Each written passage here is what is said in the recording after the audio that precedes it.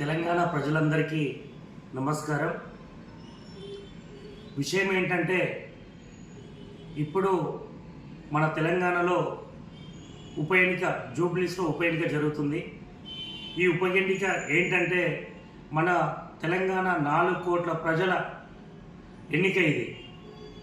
రేవంత్ రెడ్డి 6 గ్యారంటీలు, 420 హామీల ఎన్నిక ఇది.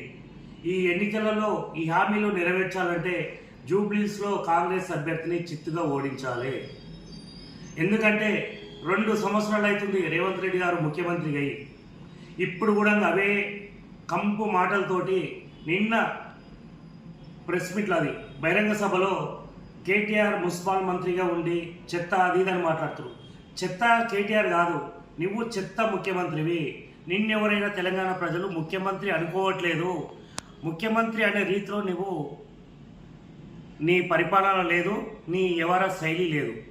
అందుకే ముఖ్యంగా రేవంత్ రెడ్డి గారు తెలియజేయమనగా, రేవంత్ రెడ్డి గారికి బుద్ధి రావాలంటే జూబ్లీస్ ఉప ఎన్నికల్లో కాంగ్రెస్ పార్టీని చిత్తుగా ఓడించి బీఆర్ఎస్ పార్టీ గెలవాలని, బీఆర్ఎస్ పార్టీకి ఓటేయాలని ప్రజలకు తెలియజేస్తున్నా.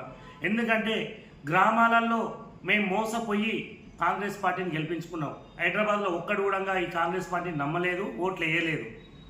అందుకే ఇప్పుడు కూడా మీరు మోసపోయి ఏమైనా ఈ 420 సీఎం మాటలు నమ్మి ఏమైనా మోసపోవద్దు.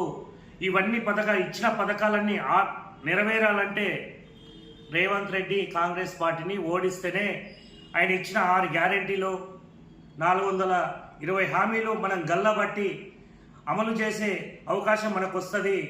లేదు మనం ఆయన మాటలు నమ్మి ఓటేస్తే మళ్ళీ నా ప్రజలు నేను ఎన్ని మాటలు చెప్పినా నాకే ఓటేస్తురని ఈ ముఖ్యమంత్రి ఏ హామీ కూడా నెరవేర్చరు. అందుకే జూబ్లీస్లో మాగంటి సునీతకి కారు గుర్తుకు ఓటేసి భారీ మెజార్టీతో గెలిపించాలని తెలంగాణ ప్రజల్ని, జూబ్లీస్ ప్రజల్ని వేడుకుంటున్నా. జై తెలంగాణ, జై కేసీఆర్, జై కేటీఆర్.